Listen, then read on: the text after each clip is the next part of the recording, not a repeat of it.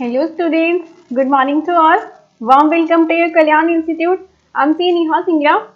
So today we are going to start the CME Foundation की class. तो हम CME Foundation की paper number 2 जो कि आपका अकाउंट्स का पेपर है उसकी क्लास की स्टार्टिंग करने जा रहे हैं.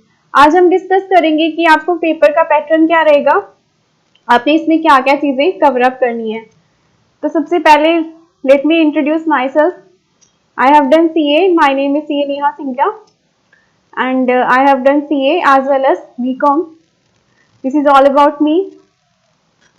तो हम आपकी जो पेपर नंबर 2 है फंडामेंटल ऑफ अकाउंटिंग उसको स्टार्ट करने जा रहे हैं. उसमें हम डिस्कस करेंगे कि हमने क्या क्या चीज़ें कवर अप करनी है, उसमें कौन कौन सा टॉपिक रहेगा और कौन कौन सा टॉपिक की जो कवरेज है कितने मार्क्स की रहेगी.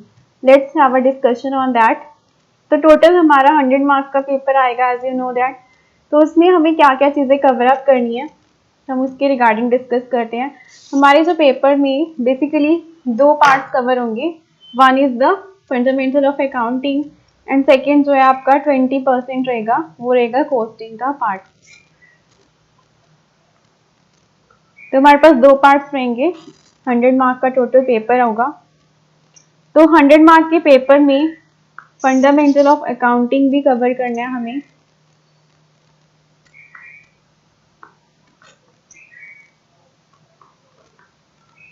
एंड फंडामेंटल ऑफ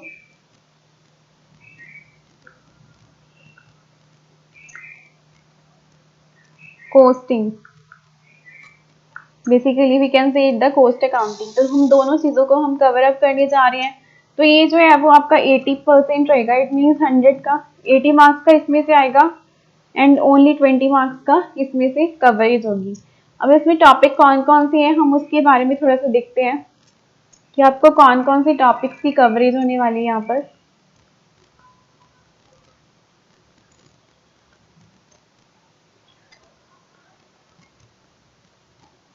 तो जो आपका 80 मार्क्स का पेपर रहेगा उसमें फर्स्ट आपका चैप्टर रहेगा अकाउंटिंग फंडामेंटल्स. तो अकाउंटिंग फंडामेंटल वाले यूनिट में हमने क्या क्या चीज़ें कवर अप करनी है ये आप लोगों ने ऑलरेडी +1 में भी कवर करा होगा जो लोग कॉमर्स बैकग्राउंड से हैं, और अगर नहीं भी हैं तब भी कोई इशू नहीं है. हम बेसिक से स्टार्ट करने वाले हैं.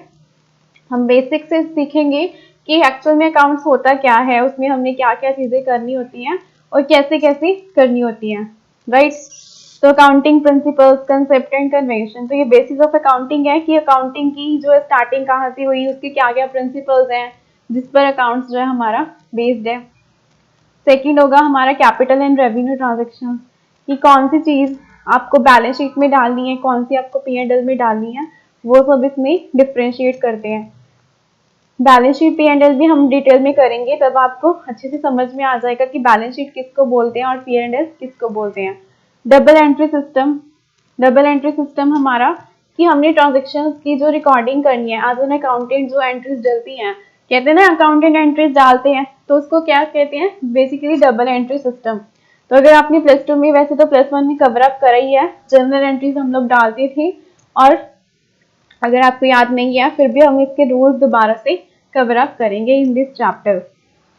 नेक्स्ट है journal ledger and trial balance. तो journal ledger and trial balance में हम ये जर्नल एंट्रीज कवर अप करेंगे. ये हमारे अकाउंटिंग के स्टेप्स हैं.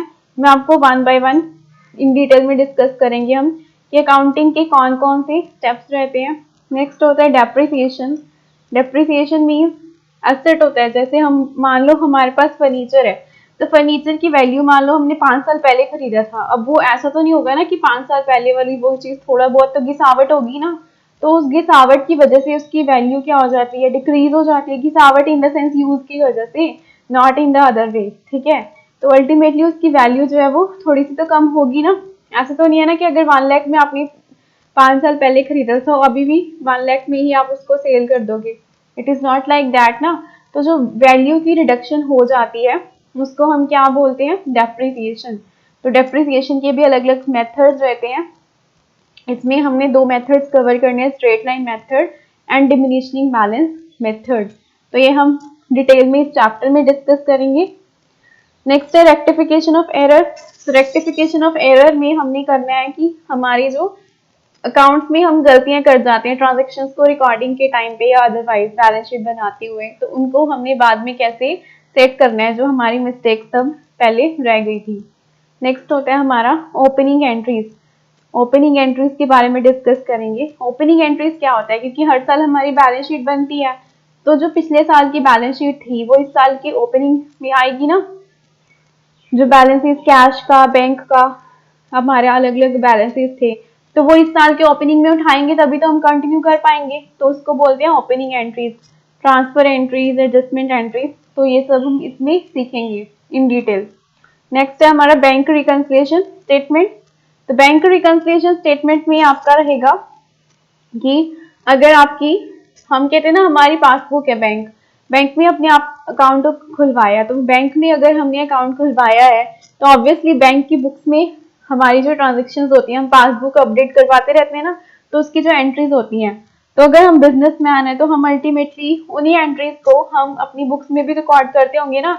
हमने आज इस बंदे को चेक दिया जी, आज इससे चेक रिसीव किया, आज हमने बैंक में इतना डिपॉजिट करवाया, तो वो सब।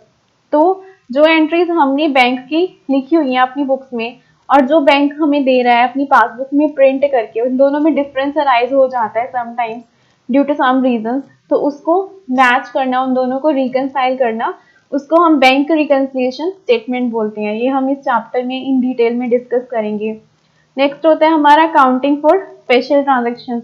इसमें क्या क्या आता है, bill of exchange, consignments and joint venture, तो ये सब हम इसमें डिस्कस करेंगे इन डिटेल। थर्ड हमारा यूनिट रहेगा, इसमें रहेगा प्रिपरेशन ऑफ फाइनल अकाउंट्स। तो फाइनल अकाउंट्स में क्या रहेगा आपका, दैट आपने बैलेंस शीट कैसे बनानी है, पी एंड एल अकाउंट कैसे बनाना है, तो these are the financial statements. जैसे आपने सुना होगा ना कि डाबर या जो भी कंपनीज हैं उनकी तो जो फाइनेंशियल स्टेटमेंट्स होती हैं, जो बैलेंस शीट वगैरह होती हैं, वो एमसीए की साइड से भी मिल जाती हैं। आपने शायद कभी देखी भी होगी अगर आप लोग शेयर्स वगैरह बाय सेल करते हो। नहीं तो आपने बैलेंस शीट तो +1 में और +2 में दोनों क्लासेस में बनाई ही है ना, क्या होती है, तो वही इसमें डिस्कस करेंगे इन डिटेल में कि प्रॉफिट कैसे, हमने प्रॉफिट एंड लॉस। तो ये दो टाइप की ऑर्गेनाइजेशंस होती हैं हमारे पास, एक तो होता है profit making and not profit making. तो अपने +2 में एक छोटा सा चैप्टर था ना बहुत अच्छा वाला, कौन सा, फर्स्ट ही चैप्टर था, not for profit organisation. Not for profit organisation में तो एक तो प्रॉफिट मेकिंग ऑर्गेनाइजेशन हो गई,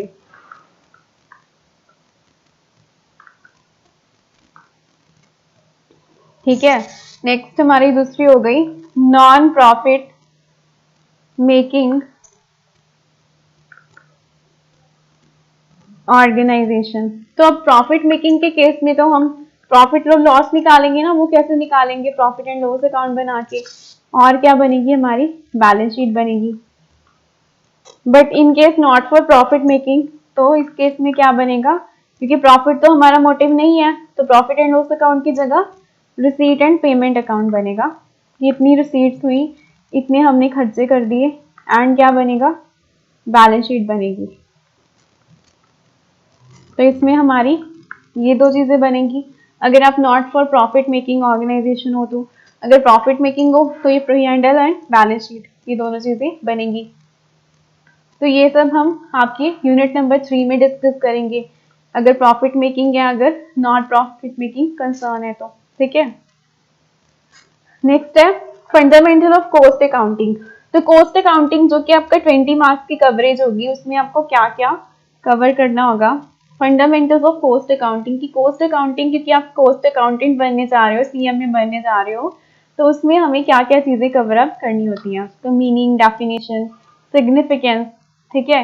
कॉस्ट अकाउंटिंग बोलते किसको है, कॉस्ट अकाउंटिंग की क्या रिलेवेंट है, कॉस्ट अकाउंटेंट की रोल क्या है, वो सब हम इसमें डिस्कस करेंगे। क्लासिफिकेशन ऑफ कॉस्ट, कॉस्ट कितने टाइप की होती है। अब आप कॉस्ट अकाउंटेंट बनने जा रहे हो, भाई आपको तो ये तो पता होना चाहिए ना। अगला बोलेगा जी आप सीएम में हो, तो you need to know everything ना, कि कॉस्ट कितने टाइप की होती है। बेसिकली हमारा जो काम होता है ना एज अ कॉस्ट अकाउंटेंट, वो यही सब होता है। कंपनीज में हमने कॉस्ट निकाल के देनी होती है अलग अलग टाइप की, और हमने उनको एनालाइज करके देना होता है कि ये आपके लिए बेनिफिशियल है या नहीं, तो अलग अलग टाइप की एडवाइजेस देनी पड़ती हैं। Format of cost sheet, cost sheet बनती है हमारी, उसका फॉर्मेट, उसको कैसे बनाना है, उसमें क्या क्या चीजें कवर अप होंगी, इन सब के बारे में हम इसमें डिटेल में सीखेंगे, राइट। तो आज हम सिर्फ आपको ये बता रहे हैं कि आपको क्या क्या करना है इन दीज चैप्टर्स, और कितना कितना टॉपिक की कवरेज होगी कौन कौन से जो है चैप्टर से। तो ये हमने देखा कि हमें ये टॉपिक्स आनी है, तो पहले हमें पता होना चाहिए ना सबसे पहले, इन सब चीज़ों से पहले, कि अकाउंटिंग जो है पढ़ने जा रहे हैं उसका मतलब क्या है, तभी हम सीख पाएंगे ना उसमें एक्चुअल में होता क्या है। तो अकाउंटिंग बेसिकली क्या है? Accounting is a, we can say it is the art of recording, recording करनी ट्रांजेक्शन को in the books of account. क्या सिर्फ रिकॉर्डिंग ही अकाउंटिंग है?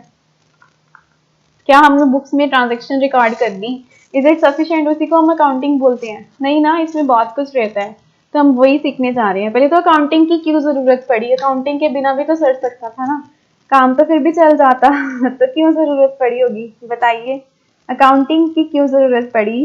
क्योंकि देखिए आप बिजनेस है, आप डेली बेसिस पे सेल परचेज कुछ ना कुछ ट्रांजेक्शन तो कर ही रहे हो ना, तो उसको रिकॉर्ड करने के लिए आपकी ह्यूमन मेमोरी कितनी है? लिमिटेड है। 10 दिन बाद 15 दिन बाद आप एक चीज जो है भूल जाओगे, कितने टाइम तक याद रख लोगे? मैक्स टू मैक्स 1 वीक, उससे ज्यादा 1 मंथ या फिर 1 ईयर तक, इतना तो नहीं ना एग्जैक्टली आप याद नहीं रख पाते कि कौन सी डेट को कितनी ट्रांजेक्शन हुई थी, अनलेस एंड अनटिल की वो रिटर्न में हो। तो अब रिटर्न में तो ठीक है, सब अपना अपना तरीका यूज करके रिटर्न में रिकॉर्ड कर लेंगे जी, इतनी सेल है, इतनी परचेज है। तो अभी आपने किसी से कंपैरिजन करना है कि हमारी जो है बिजनेस है उसके कंपैरेटिवली बेनिफिट में जा रहा है, लॉस में जा रहा है, आप कैसे करोगे? उसने अपने तरीके से लिखा हुआ है, आपने अपने तरीके से लिखा हुआ है, आप उसको कंपेयर ही नहीं कर पाओगे कभी। तो इसलिए यूनिफॉर्मिटी तो होनी चाहिए ना, जैसे आपने अकाउंट्स बनाए हैं वैसे दूसरा बंदा बनाएगा। तो इतने ज्यादा नंबर ऑफ बिजनेस हैं, इन सबका अगर आपको कंपैरिजन करना है या कुछ भी आपको चाहिए एनालिसिस के लिए, तो आपको एक यूनिफॉर्म सिस्टम भी तो चाहिए ना, जिससे आप उन सबको कंपेयर भी कर पाओ, आप उनके रिजल्ट को, प्रॉफिट लॉस को आइडेंटिफाई कर पाओ, ठीक है। तो उस सबको क्या बोलते हैं? अकाउंटिंग। तो इसीलिए अकाउंटिंग की जरूरत पड़ी कि उनको एक यूनिफॉर्म बेस मिल जाए जिस पर वो अपनी अकाउंट्स मेंटेन कर पाए, राइट। तो ये आज से नहीं चल रहा है, 12th सेंचुरी से चलता आ रहा है आपको ये सुन के बहुत हैरानी होगी ना, 12th सेंचुरी तब से चलता आ रहा है ये, अभी ऐसा नहीं कि अभी 1920 सेंचुरी में स्टार्ट हुआ है, ये काफी टाइम से चलता आ रहा है। डिफरेंस ये है कि अभी जो है इतने अच्छे एडवांस लेवल के सॉफ्टवेयर आ गए, तो अभी मैनुअल वर्क कम हो गया, बाकी सब तो स्टार्टिंग से ही सदियों से चलता आ रहा है अकाउंटिंग जो है। तो इसमें हम देखते हैं अभी दैट आपकी जो अकाउंटिंग है उसका क्या क्या प्रोसीजर होता है, उसमें क्या क्या कवर होता है एक्चुअली अकाउंटिंग मीन। फर्स्ट हम क्या करते हैं? ट्रांजेक्शन को रिकॉर्ड करते हैं, उसको हम क्या बोलते हैं? जर्नल एंट्री, जर्नल में रिकॉर्ड करते हैं। कोई भी ट्रांजेक्शन अगर आपने रिकॉर्ड करनी है तो वो with the help of journal entry आप रिकॉर्ड करोगे, राइट। नेक्स्ट आपका स्टेप क्या रहेगा? उसको लेजर में पोस्ट करोगे। हाँ जी, जिन्होंने +1 में किया है उनको तो याद ही होगा ना ये सब, कि पहले जर्नल एंट्री होती है, फिर लेजर पोस्टिंग करी जाती है, फिर क्या होता है? ट्रायल बैलेंस बनता है। आफ्टर दैट क्या होता है हमारा? बैलेंस शीट बनती है, balance sheet, trading P&L account, ठीक है। नेक्स्ट स्टेप क्या होता है? अब इसको हम यूजर्स को प्रोवाइड कर देते हैं, उससे वो इन्वेस्टमेंट के डिसीजंस लेते हैं कि कंपनी में इन्वेस्ट किया जाए या नहीं, कंपनी बेनिफिट में जा रही है या नहीं, इन सब के बेसिस पर तो लेते हैं सब लोग डिसीजन। तो इसीलिए ये सब जो है जरूरी है, इसका ये प्रोसीजर है। पहले जर्नल एंट्री डाली जाती है, आफ्टर दैट उसको लेजर्स में पोस्ट किया जाता है। जैसे हम अलग अलग अकाउंट्स बना लेते हैं, कैपिटल, कैश, ये वो, तो सब ट्रांजेक्शन का कुछ बैलेंस भी तो होना चाहिए ना at the end of the month और at the end of year. तो उस बैलेंस को हम क्या करते हैं? ट्रायल बैलेंस बोलते हैं। उन सबका एक ट्रायल बैलेंस बना लेते हैं। ट्रायल बैलेंस के बाद जो होता है वो बैलेंस शीट P&L अकाउंट बनता है, जिससे हमें अपने बिजनेस के प्रॉफिट एंड लॉस के बारे में पता चलता है, हमारे एसेट एंड लायबिलिटीज की पोजीशन के बारे में पता चलता है, और वो जो है सब कुछ हम क्या करते हैं? यूजर्स ऑफ फाइनेंशियल स्टेटमेंट को प्रोवाइड कर देते हैं, सो दैट कि वो अपना डिसीजन एग्जैक्टली जो है वो ले पाए जो इनको रिक्वायर्ड होता है, राइट। तो ये सब हम बहुत ही इंटरेस्टिंग वे में आपके अकाउंट्स में पढ़ने वाले हैं। वन बाय वन हम इन डिटेल में सब कुछ पढ़ेंगे। तो ये तो अकाउंटिंग का मीनिंग था और इसमें क्या क्या प्रोसीजर्स रहते हैं। बाकी जो है सिलेबस हम आपका कल से स्टार्ट करने वाले हैं आपकी।